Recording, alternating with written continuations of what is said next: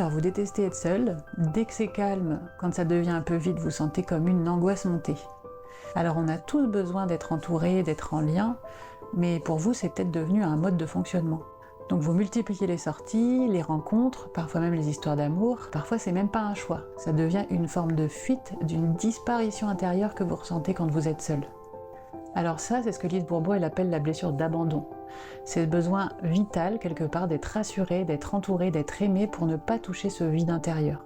Donc pour vous, chaque distance, ou je sais pas moi, chaque retard d'un message, eh ben ça peut devenir quelque chose qui dit « on me laisse tomber, je vais finir seul ».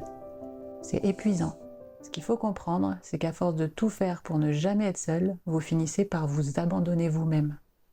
Vous écoutez plus vos besoins de repos, de calme, de retour à soi, et c'est justement ce vide que vous laissez en vous, par vous, qui finit par vous créer des angoisses.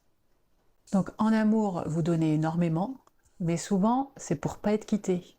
Être laissé pour vous, c'est un écroulement intérieur. L'autre, il est responsable de votre bien-être, et c'est une responsabilité énorme pour l'autre.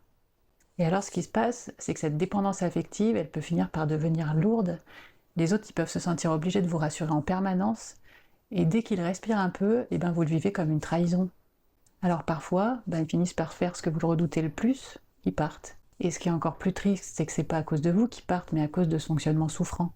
Donc en séance, on vient explorer d'où vient cette peur du vide, pourquoi il a fallu autant chercher de présence pour se sentir exister.